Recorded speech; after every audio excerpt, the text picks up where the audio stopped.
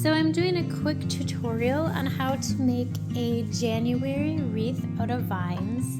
As you can see, I have just a cluster of vines here that I cut from my Virginia creeper that grows in my yard. You can use grapevine, wisteria vine, any vine really.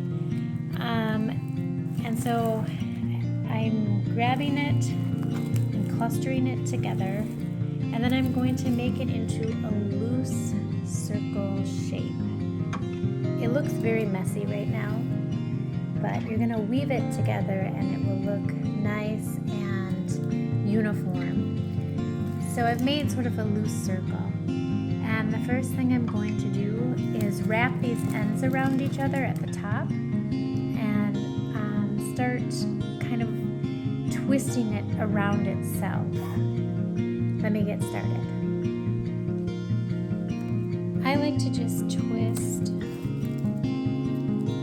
a single vine around, and that kind of helps it hold. And then later on, you can twist like a handful of vines around each other. And it doesn't matter the direction, it just matters that you twist them together. When you come to the end like this, go ahead and tuck it into the already twisted vines. Kind of weave it in. And it'll dry that way and they'll stay. See, this one can be tucked in here.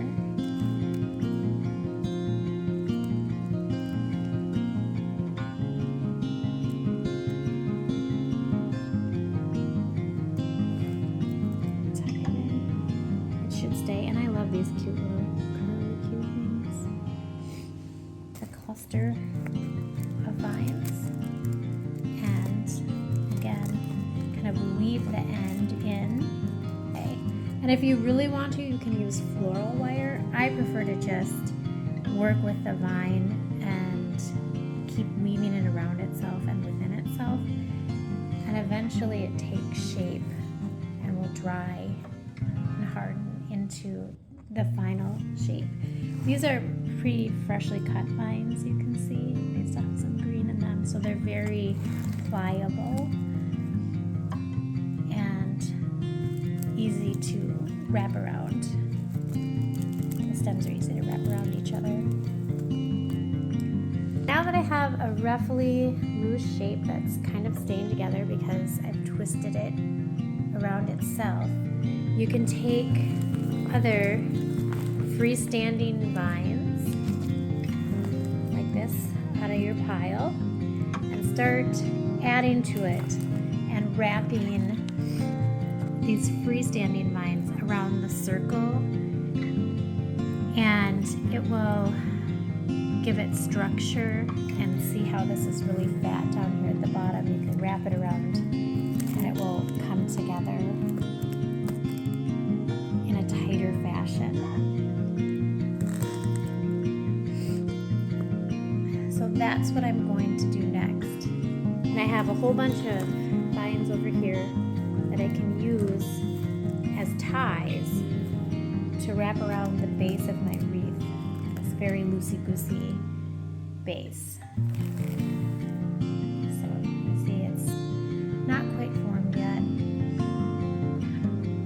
but it's on its way. Really right or wrong way to do this. It really is just wrapping the fat parts up with the freestanding vine and making them smaller and tighter. I'm sticking in some of these fun little berries, and they'll eventually just dry and adhere themselves to it. I think they're lovely.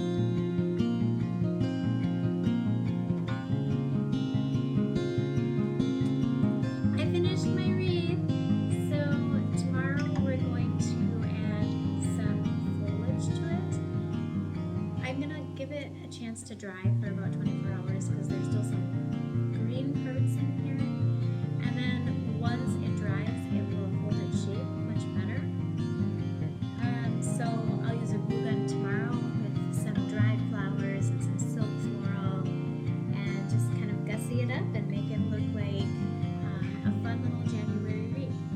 wanted to use some dried hydrangeas from my yard.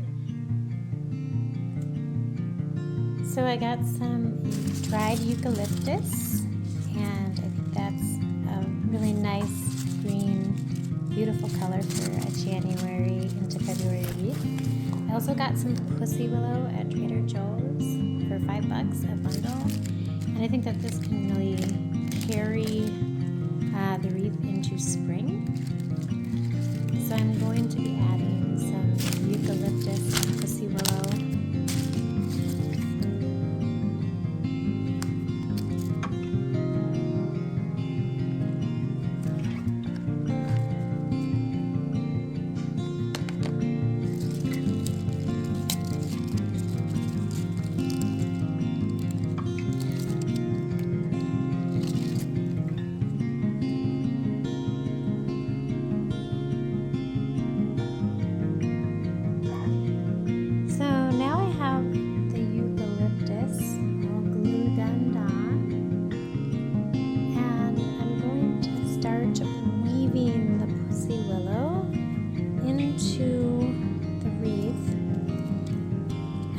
Also use hot glue to affix it, but I'm just literally going to thread it through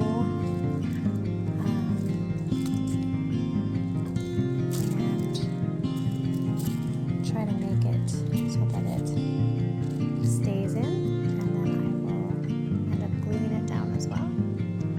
So once that's done, I will show you the hydrangeas and pine cones. So I got the pussy willow all the way around, and now I am attaching this beautiful dried hydrangea from my hydrangeas in the front. And so this is the final product, and as you can see, I put some dried hydrangea, dried roses, dried eucalyptus and pussy willow from Trader Joe's, and then I added a little bit of silk floral here and there. That sort of matches, and I like to mix and match silk floral with natural, like dried floral, because I think it looks nice. But you can do what you want. So this is definitely the finished product.